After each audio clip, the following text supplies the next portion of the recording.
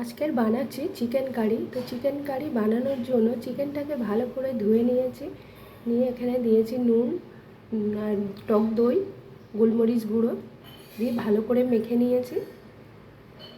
এখানে নিয়েছি পেঁয়াজ আর নিয়েছি আলু, এখানে নিয়েছি রসুন।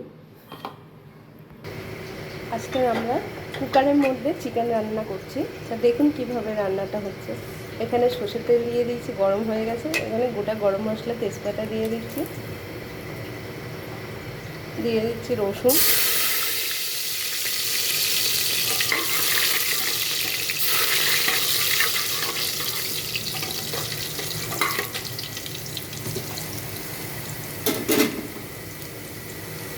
এখানে দিয়ে দিচ্ছি কুচানো পেঁয়াজ,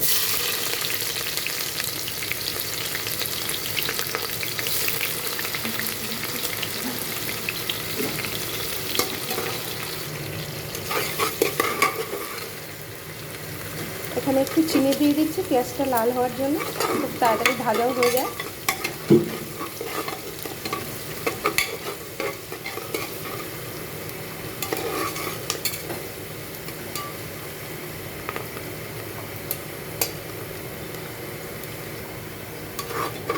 পেঁয়াজটা ভাজা হয়ে গেছে, তো চিনিটা দেওয়াতে কত সুন্দর কালার হয়ে গেছে। এখন আমি এখানে আদা বাটা দিয়ে দিচ্ছি,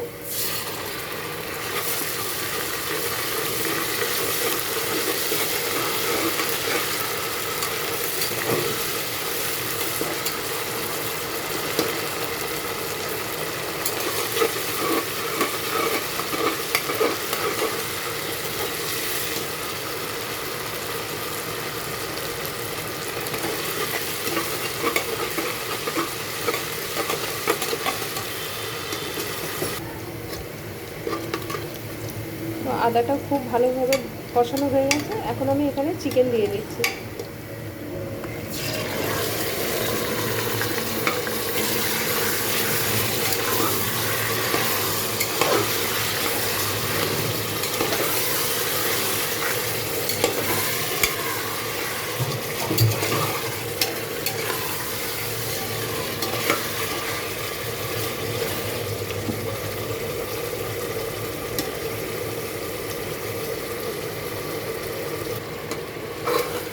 একটু কষিয়ে নিয়েছি। এখন আমি এখানে আলুগুলো দিয়ে দিচ্ছি,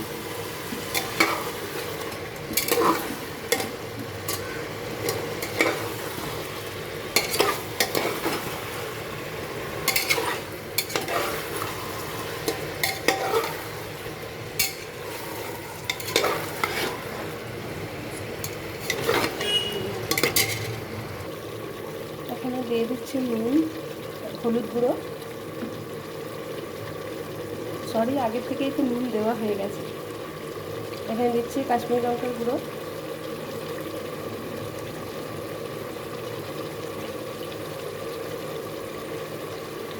এখানে দিয়ে দিচ্ছি টমেটো, এখানে দিয়ে দিচ্ছি জিরা গুঁড়ো। এবার এটা খুব ভালো করে কষাবো।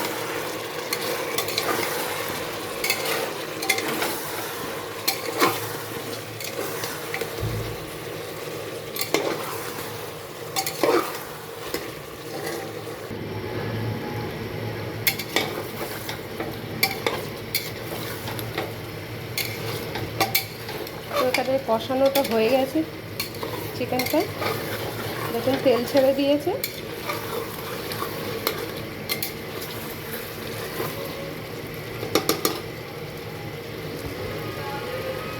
তো কুকারে কষাতে একটু অসুবিধাই হয়, কিন্তু খেতে খুবই ভালো হয়। চাপা না দিয়ে ভালো করে কষিয়ে নেবেন। এরকমভাবে নেওয়ার পরে এখানে একটু ভাজা গরম মশলার গুঁড়ো দিয়ে দেবেন। আমি এখন দিয়ে দিচ্ছি,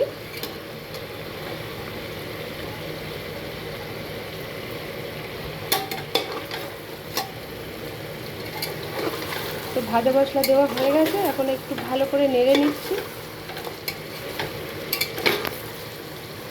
সব চিকেন সিদ্ধও হয়ে গেছে,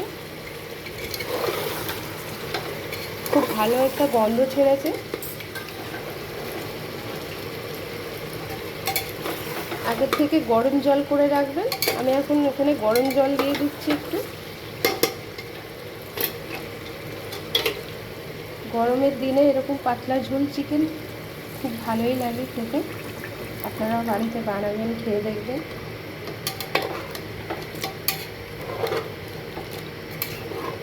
কুকারে তো খুব বেশি জল দেবো না, কেন জলটা শুকায় না। পরিমাণ মতন দিয়ে নেবেন। আমি এখানে পরিমাণ মতন দিয়েছি। এখন আমি এটা সিটিটা লাগিয়ে দেব। এখন এখানে একটা সিটি দেব আমি। এখানে দিয়ে দিয়েছি এক টুকরো কাঁচা লঙ্কা। তো এখানে খুব ভালোভাবে ফুটে গেছে। তো এখন আমি চাপাটা লাগিয়ে দিচ্ছি একটা সিটি দেওয়ার জন্য। একটা সিটি দিয়ে নামিয়ে নিয়েছি। এখন আমি চাপাটা খুলে দিচ্ছি। তো দেখুন কত সুন্দর হয়েছে। তো আপনারাও এরকম সহজে চিকেন রান্না করে বাড়িতে বানিয়ে খেয়ে দেখুন কেমন হয়েছে, অবশ্যই জানাবেন কমেন্টে।